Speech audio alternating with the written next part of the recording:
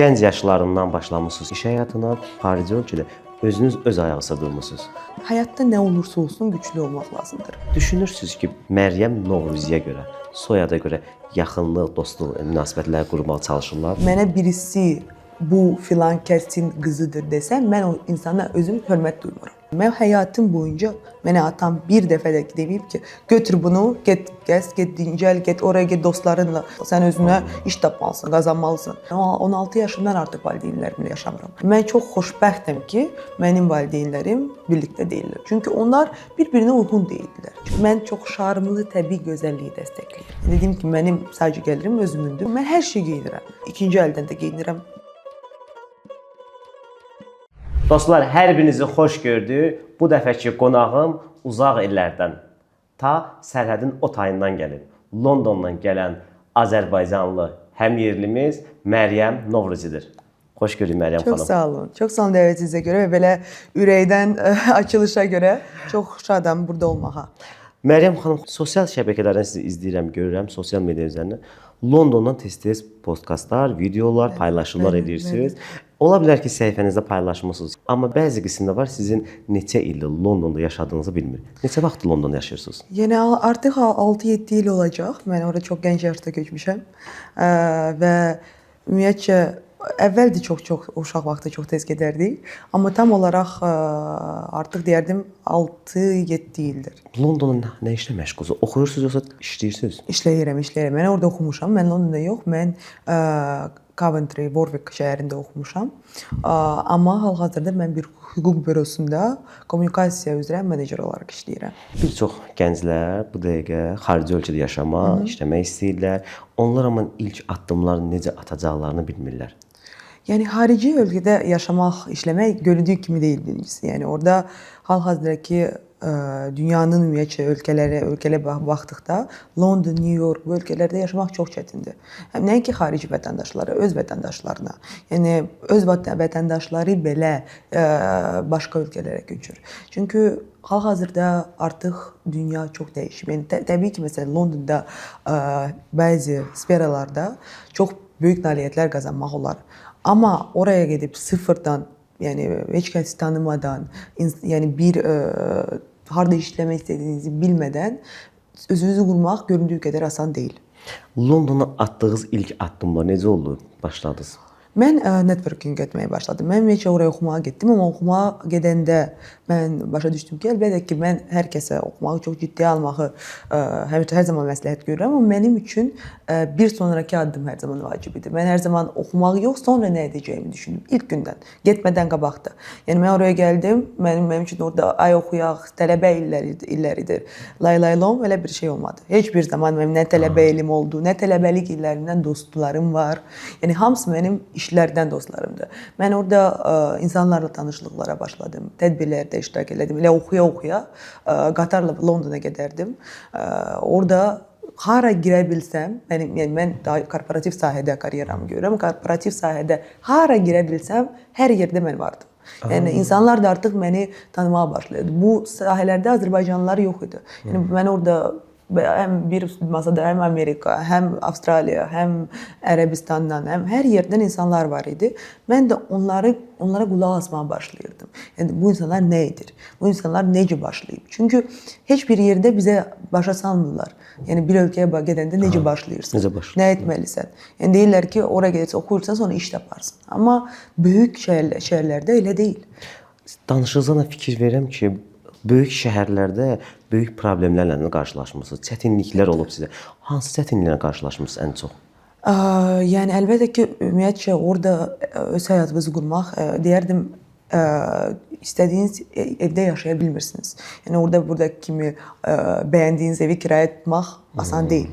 Yəni orada kirayələr çox yüksəkdir. Yəni orada yaşamağın özü çox bahadır. Yəni orada yaşamaq istəyirsinizsə, siz çox işləməlisiniz və sadəcə bir iş yox, bir neçə şeylə məşğul olmalısınız. Çünki bir immiqrant kimi orada yaşayıb və ata-ana evi olmadan, gedə biləcəyiniz bir ev olmadan siz orada öz başınasınız. Yəni təkhassınız. Siz həm öz evinizi qurmalısınız, həm dost çevrənizi, həm işinizi, həm gəlirinizi, həm hobbilərinizi. Bunların hamısını tutturmaq elə özü bir işdir. Məryəm xanım, böyük bir soyad daşıyırsınız, Novruzi. Amma uzun sözün qısası, elə podkastımızın adı kimi, belə başa düşürəm ki, xarici ölkədə özünüz öz ayağınızda durmusunuz. Bəli, bəli. Yəni mən hər zaman anam və atam birgə mənim xaricdə təhsilimi ödəyiblər və mən oraya gedəndə əlbəttə ki, bəli, mən bəlkə 1-0 qabaqda nədə başladım ki, valideynlərim məni oraya göndərdi, yəni oxumağa. Amma mənim orada yaşamağım üçün, yəni artıq bir neçə ay olsa onunla yaşamağım üçün mənim onlarla bir anlaşmam var. Onların çox uşağı var. İkisinin də öz ailələri var. Yəni mən onların ən böyük uşağıyam, amma məni orada necə deyim, istədiyim həyatı ümumiyyətcə orada yox, heç bir yerdə, heç bir zaman yaşatmazlar. Belə bizdə belə bir stolda belə bir necə deyim, danışıq yoxdur ki, sən get nə istəyirsən, getməlisən. 2 ay sonra biz sənə dəstək olmayacaq finansla. Sən özünə iş tapmalısan, qazanmalısan. Sən, yəni necə sən gedəcəksən marketdə ərzaq alacaqsan. Mən də hər zaman bunu düşünərək, bunu hesablayaraq getdim. Yəni və bu imkan hal-hazırda ölkəmizdə bir çox tələbəyə verilir. Yəni bizdə sadəcə valideynlərin bir çox tələbə əlbəttə ki, bəlkə valideynlər qarşılayır, amma bizdə dövlət tərəfindən verilən stipendiyalar çoxdur. Yəni sadəcə oradan yox, həm İngiltərə verir, həm Avropa ölkələri verir. Amma hamısında əslində məqsəd ondadır ki, siz gəlirsiniz. Bəli, biz oxumağınızı qarşılayırıq, amma zəhmət olmasa zəhmət çəkin, ayağınızın üstündə durun. Məryəm xanım, sözdən də bəllidir ki, mən açıq deyim, sizin haqqınızda biraz araşdırma elədim. Həm hər iki valideyninizin normal maddi durumu var. Amma buna baxmayaraq hər iki valideyniz sizə bildirib ki, özünüz öz ayağınızda duracaqsınız. Əlbəttə ki, mən sizə açıq deyim ki, mənim atam, mənim anam, yəni elə insanlar deyil ki, desin ki, ay qızım gəl bura sənə mən bu qədər pul verim, get nə istəyirsən. Mən həyatım boyunca mənə atam bir dəfə də deməyib ki, götür bunu, get gəz, get dincəl, get oraya, get dostlarınla. Yəni mən bəlkə istəsəydim, indi artıq əlbəttə İstəmirəm, amma bəlkə desəydim, o hər zaman deyərik, mən niyə qarşılayım? Mən sənin yaşında işləyirdim, mən 14 yaşında işləyirdim. Yəni bizdə, məsələn, həmişə baxardım mənim dostlarıma, onların valideynləri onlara maddi cəhətdə daha komfort sağlayardı. Məndə isə daha çox, yəni onlar məni çətin vəziyyətdə görməmi istədilər. Yəni ata bu günə qədər nəinki mənə, bütün bacı qardaşıma maddi cəhətdən çox sərtdir. Bu demək deyil ki, onları sevmir. Bu demək deyil ki, onları istəmir, onlar komfortda olsun. Amma o onları komforta qoysa, bir valideyn tutal, mən sabah valideyn olsam, siz olsanız, siz onları komfortu göstərsəniz, onlar niyə çabalasın daha çox işləməyə, daha çox qazanmağa? Yəni mən inanıram ki, dünyadakı bir çox uğurlu insan əslində çətinlikdə hesabat eləyən və necə ayağı üstündə dura biləcəyini düşünən insanlardır. Çünki komfortdan tənbəllik gəlir. Həqiqətən. Səmimi xanımsınız. Elə özünüz də etiraf etdiniz ki, hər iki ailənin, hər iki valideynin böyük övladısınız. Bəli. Böyük övlad olmaq, ilk övlad olmaq daha çox məsuliyyət tələb edir. Əlbəttə. Həm evdə, həm iş həyatında, həm də valideynlərin gözləntisi çox olur. Böyük uşağın məsuliyyəti. Mənim bütün böyük uşaqlar başa düşər, yəni çox çətin olur. Hətta və mən gənc ana-atanın ilk övladıyam. Yəni o vaxt 21-23 yaşlarında idilər və onlar ikisi də özlərinin yəni heç bir zaman valideyn olmamışlar ondan qabaq və mən doğulanda onlar da uşaq idi. Ona görə biz həm birlikdə böyüdük. Yəni mən anamla, atamla bu gün daha çox dostum. Məsələn mən deyə bilərəm ki, ikisi də onların daha az yaşda olan uşaqları ilə daha valideyn münasibətlərini qurublar ki, nəinki mənimlə. Çünki mənimlə onlar eksperiment kimi idi. Yəni mən inanıram ki, bir çox ailədə Azərbaycanda belədir. Çünki evliliklər tez olur. Ana, ata gənc yaşda olur. Orada nənə, baba olur. Yəni məsələn daha gec evliliklərdə artıq nənə, baba o qədər yaxın olmur nəvələrlə. Amma erkən evliliklərdə məndə belə oldu. Yəni nənə, baba kömək elədi. Yəni bütün ailə məni bir yaşa qədər birlikdə çatdırdı. Amma əlbəttə ki, anamla atam başda olmaqla. Belə başa düşürəm ki, valideynlərinizlə dost olmusunuz. Dost olmuşam. Mən yəni anamla deyə bilmərəm, amma atamla dostluq, bəli. Niyə ananızla dost olmusunuz? Yəni anamla biz çox yaxşı münasibətimiz var. Bizim münasibətimiz klassik bir ana-qız münasibətindən çox fərqlidir. Anam xaricdə yaşayır.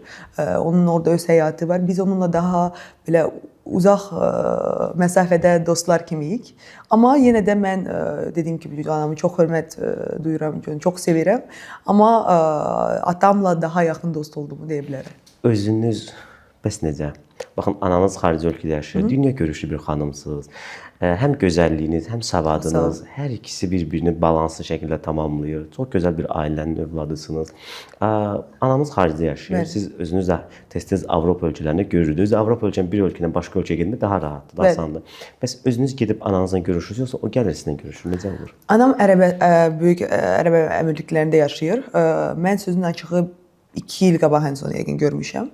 Amma elə alınır ki, yəni mənim Dubai yolum düşmür. Onda London vizası o qədər də asan deyil oradan Azərbaycan vətəndaşı kimi almaq. Ona görə də biz indi yəni onlayn bir şəkildə arada danışırıq, amma dediyim kimi bizim anamla gündəlik danışığımız, yəni münasibətimiz yoxdur gündəlik. Amma bu münasibətimizin pis olduğunu demək deyil, sadəcə bu münasibət formatıdır və mən inanıram ki, hər cür münasibət formatını normallaşdırmaq lazımdır. Yəni insanlar bəzən əlbəttə ki, çox təəccüblənir, amma bu mənim normamdır. Yəni bu mənim qurduğum bir şeydir. Mən xoşbəxtəm, o xoşbəxtdir, hamı xoşbəxtdir. Niyə də olmasın? Bizdə belə bir deyim var da, 18 yaşın oldusa mütləq şəkildə iş qurmalısın, amma Avropa ölkələrində siz özünüz olursunuz, görürsünüz ki, 18 yaşı olanda, 18 yaşın müəyyən yaşdan sonra övlad valideynlərini tərk edir, gedir özünə iş qurur, karyera qurur. Sizcə insan müəyyən yaşdan sonra valideynlərdən ayrı yaşamalıdır, yoxsa valideynlərlə birlikdə yaşamalıdır? Mütləq ayrı yaşamalıdır. Yəni çünki mən inanıram ki, uşaqlar artıq 18 yaşlı bir uşaq deyil, bu bir yetişkindir. Valideynlə yaşasa, evə gələndə yemək hazırdır, ana yığışdırdı, hatta onu elədi, bunu elədi. Hər zaman onların bir komfort zonası yenə var. Bir uşağın individual olması üçün onun tək yaşaması lazım, tək öyrənməsi lazımdır. Mən məsələn valideyn evindən çıxıb evlənməyə çox qarşıyam. Yəni çünki orada arada boşluq yoxdur. Siz heç bir zaman tək yaşamamısınız.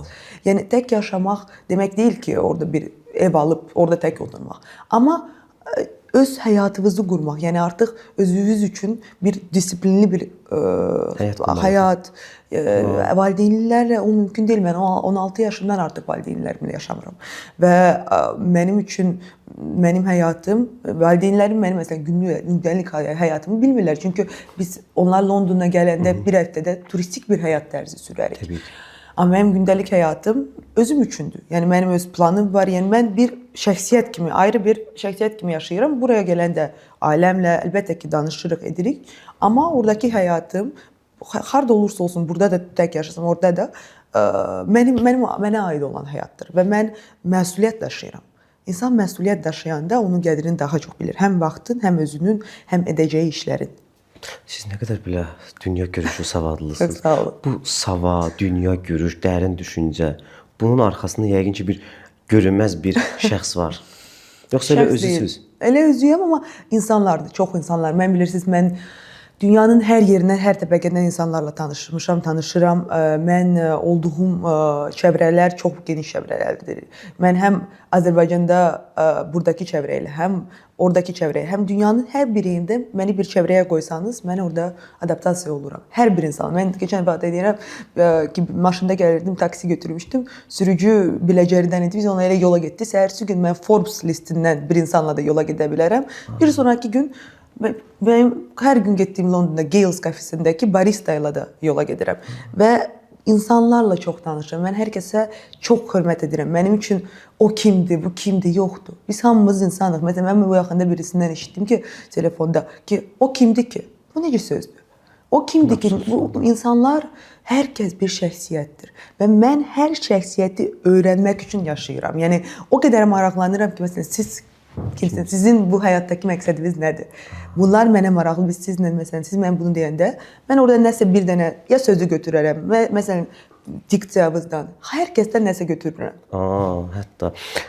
Mən baxıram sosial şəbəkələrə, siz görürəm ki, gəlin səmimi etiraf edək də, Novruzi soyadını daşıyırsınız.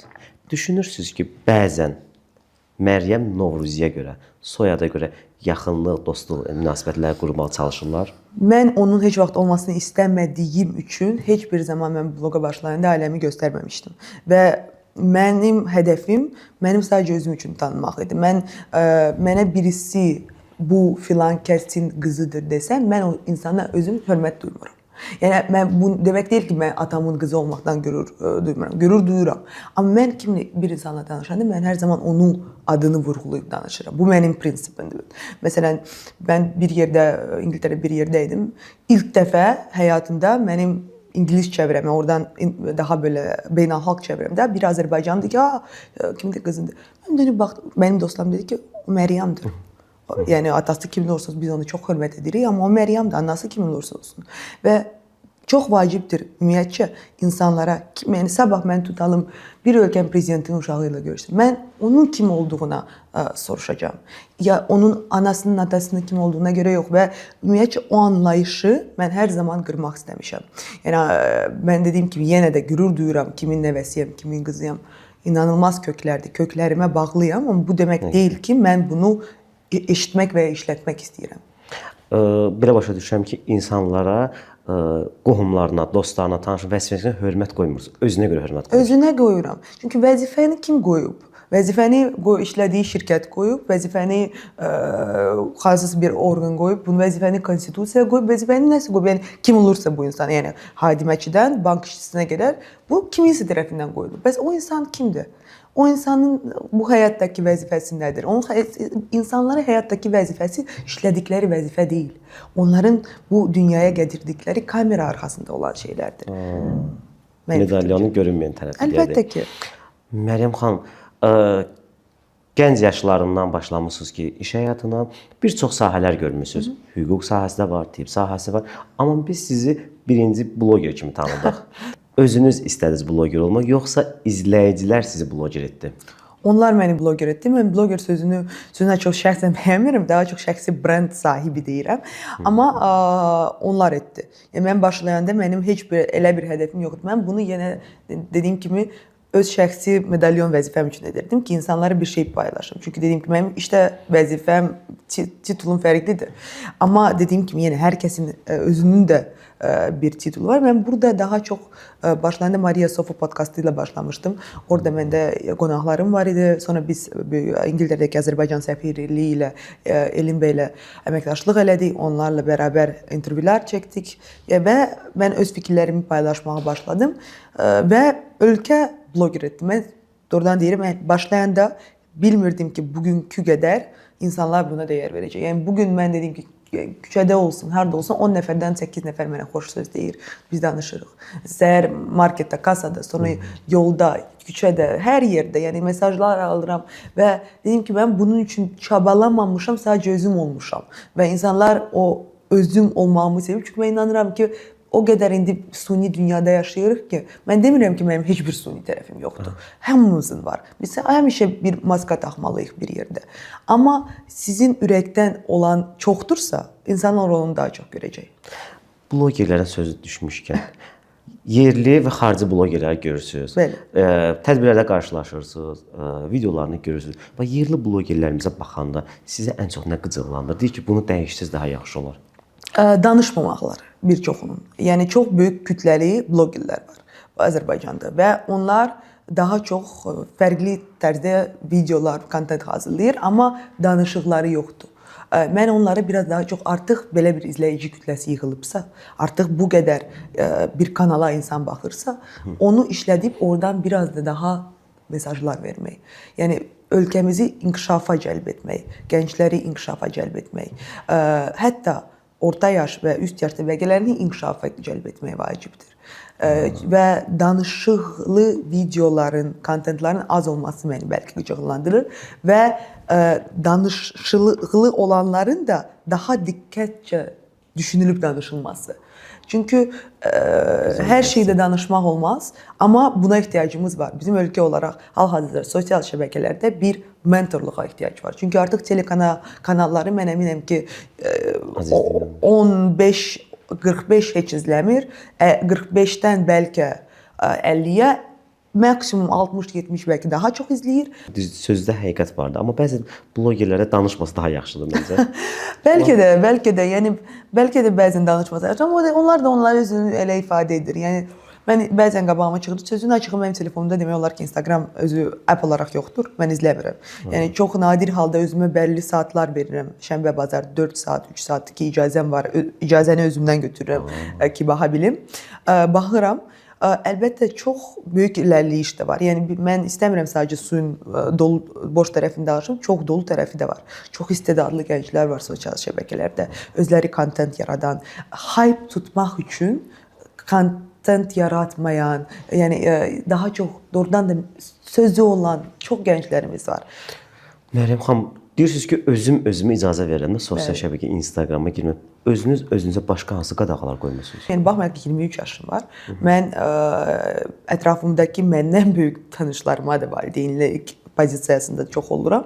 Mən özümlə çox sərtəm. Bir çox mənada mən çox disiplinli bir insan və bunu mən hype olsun deyə yox, bu bir həyat tərzidir deyə deyirəm. Bunu mən yuxuyla, bunu yeməklə, işlə keçirəcəyim dediyim kimi telefon nömrə 1 mənim özümdən icazə aldığım bir şeydir. Çünki telefon çox vaxt aparır. Bugünkü dövrdə mən kontent yaratmağı çox sevirəm, amma onu 100 dəfə izləyib baxmağı, yəni çünki elə bir şeydir ki, artıq bir reelsə basırsınız, başladığınız psixologiyadan, qurtarırsınız New Yorkdakı restorandan. Ona görə də oranın çox da bizə və bir sonraki gün mən sizdən sorursam, dünən gecə 3 saat 3-ə qədər nə izləmisiniz? Siz mənə bir dənə də video bəlkə deməzsiniz. Çox tez qavranılan informasiyadır və çox tez unudulan bir informasiyadır. Ay maşallah.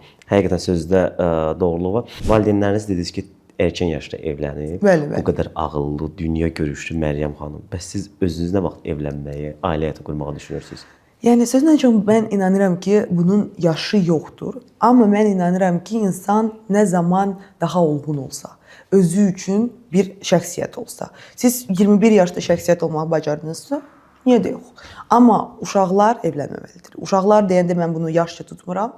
Mən bunu daha çox şəxsiyyət olaraq tuturam. Çünki bugünkü dövrdə bir çox dediyim kimi uşaq evliliklərdir. Bu yaşa görə deyil. Bu sadəcə düşüncə tərzinə görədir. Mən özüm üçün düzgün insan, mənim hər zaman həyatımda hər şey manifest edirəm. Burada da mən tam olaraq nə istədiyimi bilirəm. Yəni mən burada bəlkə çıxdı, belə inanıram ki, çıxacaq insanların qarşıma, amma mən düşündüyüm və dua etdiyim, yəni manifest sözü dua deməklə əslində elədiyim, yazdığım, danışdığım insanı gözləyirəm. Bilirəm ki, bu dünyadadır. O da indi bəlkə bir podkast studiyasındadır. Yollarımız nə zaman düzgün bir şəkildə kəsişsə, o vaxt kəsişsin.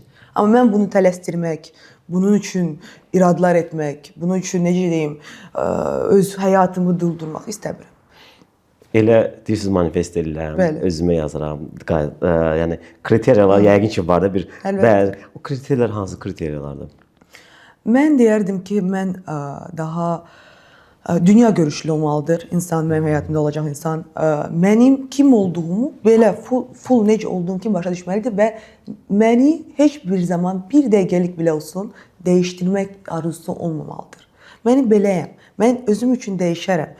Bəlkə birlikdə dəyişərik. Amma məni full mənim kimi qəbul edib sevən bir insan.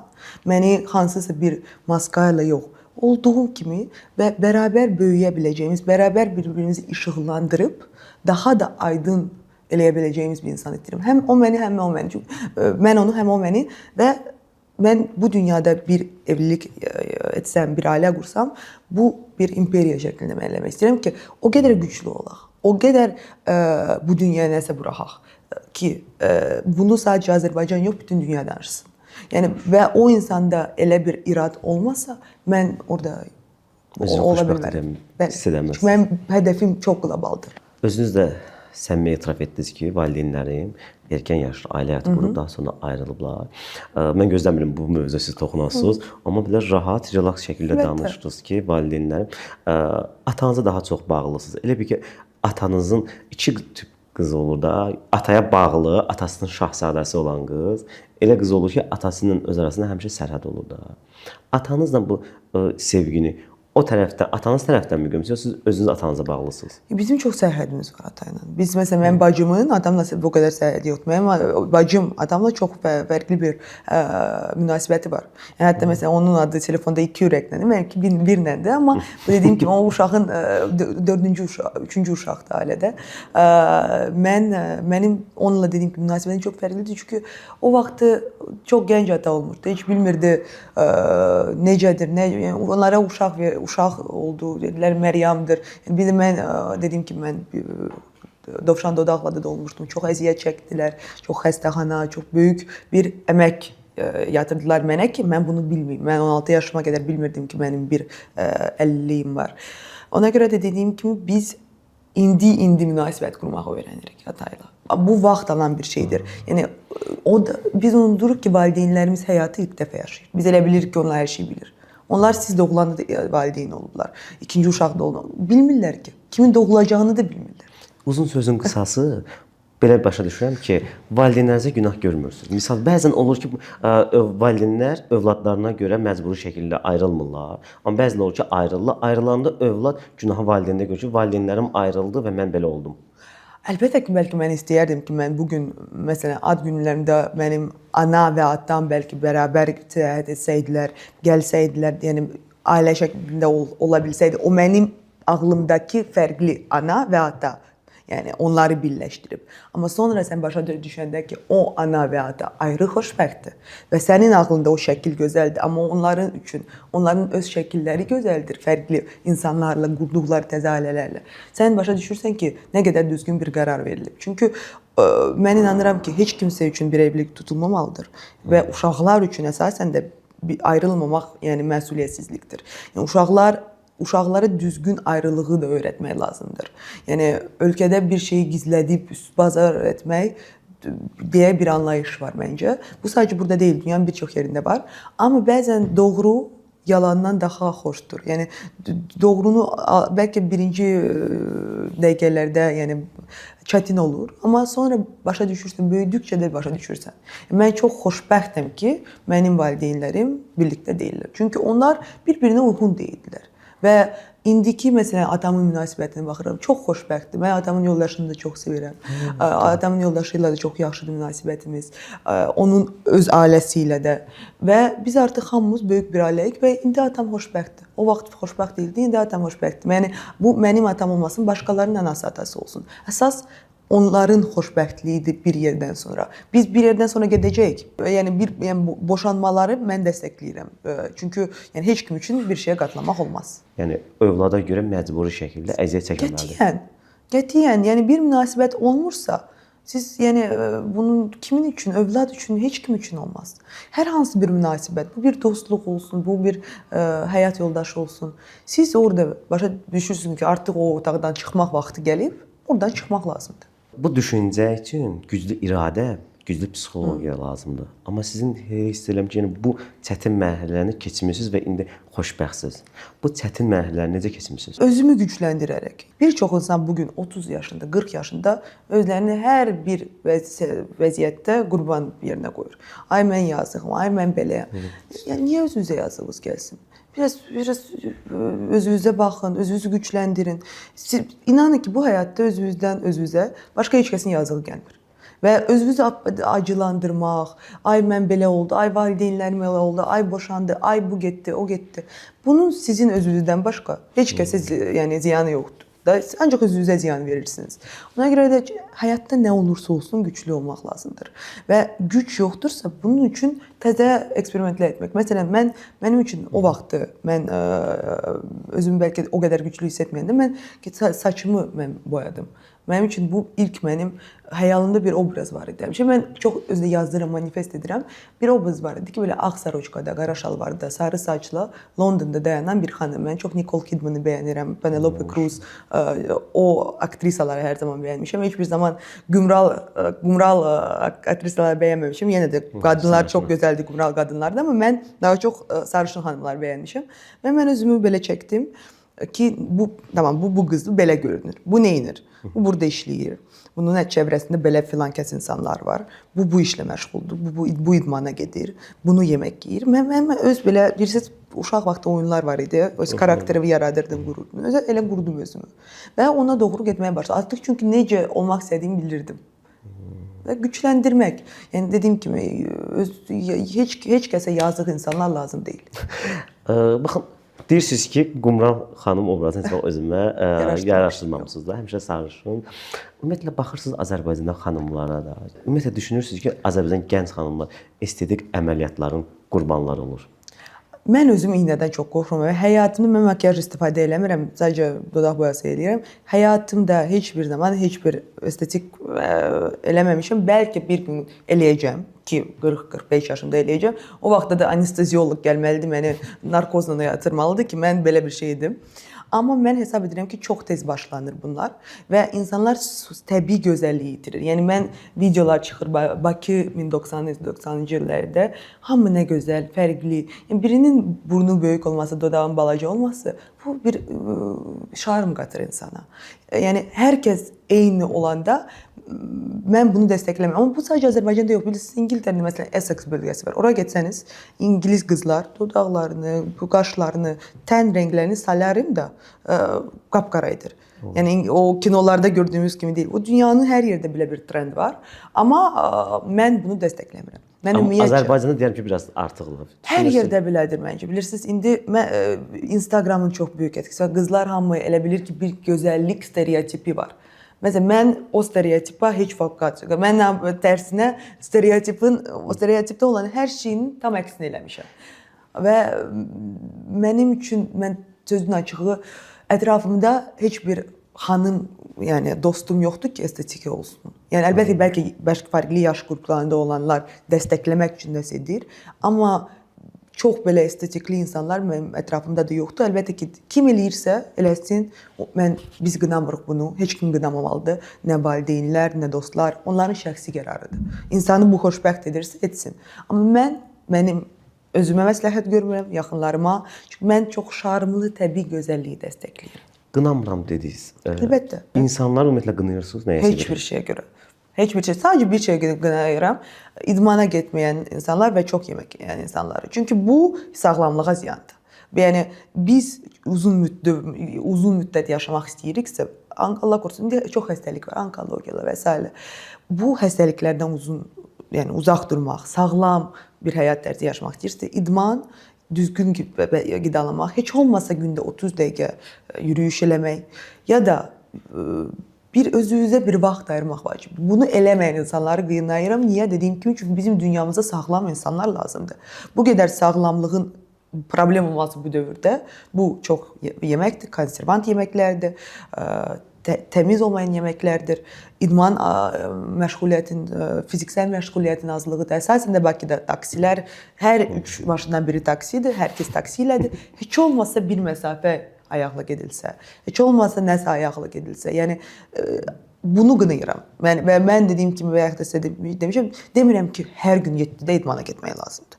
Amma heç olmasa həftədə bir dəfə bir məşğuliyyət çox vacibdir. Sizin çox maraqlı bir geyim tərziniz var. Sanki 80-ci, 90-cı illərin geyim tərzinə bir müasirlik qatmısınız. Ümumiyyətlə 80-90-cı illərin geyim tərzinə hansı trendləri yenidən gətirmək istərdiniz? Mən sözün açığı heç bir trendi bilmirəm. Mən izləmirəm çox moda dünyasını. Amma mən pencəkləri çox sevirəm. Mən ümumiyyətcə daha belə klassik xanım obrazlarını, Grace Kelly, Sophia Loren, Brigitte Bardot, daha Côte d'Azur, Fransa 1970-lər tərzini sevirəm. Sadə, rahat, fərah. Yəni məncə geyim bir energiyadır. Yəni sizin üçün o rahat və sizə yaxşı hiss etdirirsə, siz özünüzü fərah, belə necə deyim, havadaymış kimi hiss edirsinizsə, hamı elə sizi hiss eləyəcək. Amma siz bir şeyi nəyəsə görə geyinmişsinizsə, tutalım, bu trenddir, bu da mən elə bir şey giyinsəm, həmən bəlli olacaq, mən narahatam. Yəni biz daşıyırıq əslində geyimi. Əlbəttə ki, çox gözəl geyimlər var, çox istedadlı dizaynlar var, çox gözəl markalar var, amma yenə də geyimi daşıyan bizik. Onlar da onun üçün edirlər. Həmyaşıdlarınızın geyimlərini bəyənirsiniz ümumiyyətlə?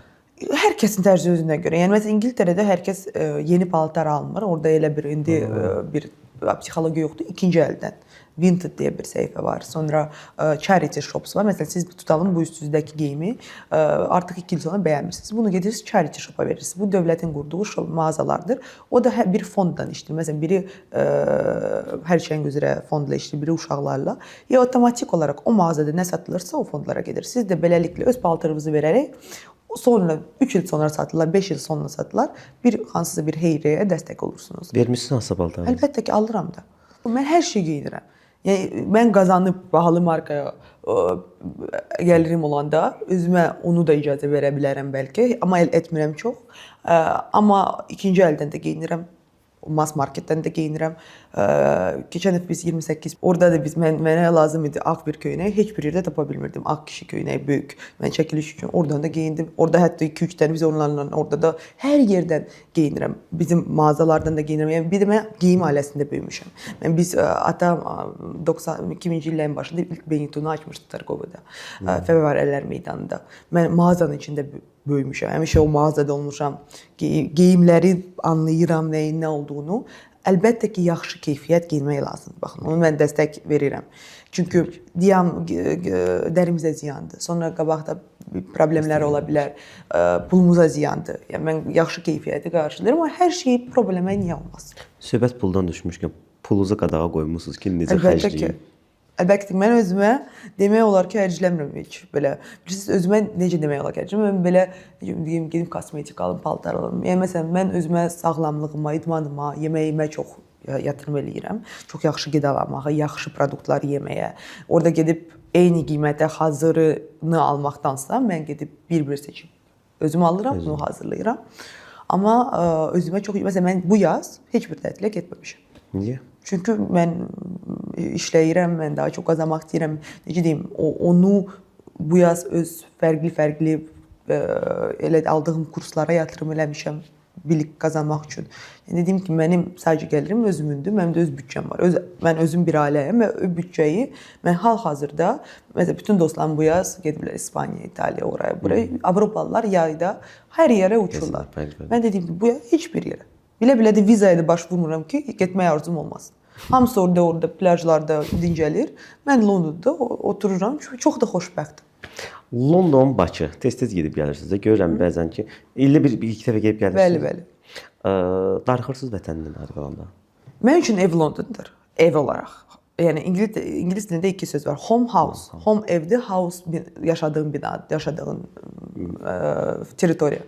Ev olaraq mənim üçün oradır. Mənim öz evim oradır. Mənim əşyalarım oradadır. Mənim həyatım oradadır. Mənim dostlarım oradadır. Mənim yemək alışqanlığım, nə yeyəcəyim oradadır. Spesiyalar, dadlar, qoxular, hər şey orada alışmışam.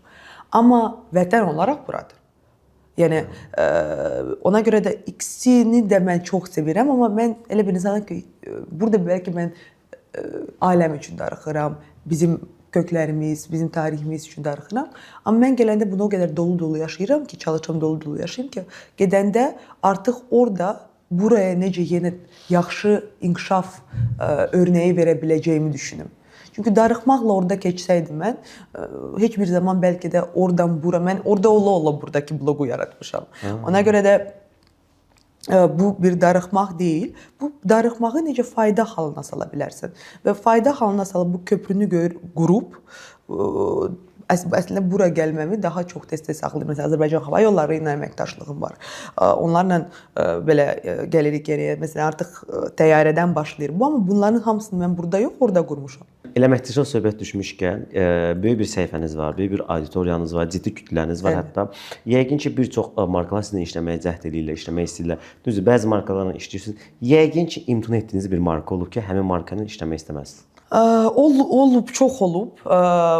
Bir çox mənim markaya yox, mənim dəyərlərimə görə olub. Yəni bu mənim dəyərimə uyğun deyilsə, ailəmin dəyərlərinə uyğun deyilsə, biz bunu etmirik. Bir də özüm marketoloqam. Yəni hüquq bürosunda da marketinq edirəm. Mən bazarlama bölümündəyəm. Mən ona görə çox həm targetinqi, həm PR-ı çox yaxşı başa düşürəm. Mən kontenti yaradanda bloger kimi yox, professional kimi də baxıram ona. Yəni nömrələrə baxıram, necə ola biləcəyinə baxıram. Mən nəticə görməyəcəyim bir reklamı götürmərəm. Yəni mən inandığım şeyi paylaşaram. Məsələn, bizim orada bir çox indi bu il 28 əməkdaşlığım olub. Fərqli. Onun xaricində 10 dənə daha küçük sayda balaca əməkdaşlıqlar olub. Uzun sözün qısası belə çıxır ki, sözünüzdən ki, pul xatirinə reklam eləmirsiniz. Mən əlbəttə ki, buna bir biznes kimi baxıram. Biz buradan qazanmalıyıq. Hər şey al-ver dünyasındayıq biz. Dəyərlər də önəmlidir. Dəyərləri də qulma. Hər şeydə olduğu kimi siz bir biznesdə öz dəyərinizə necə sahib çıxırsınız, biz də orada elə çıxırıq.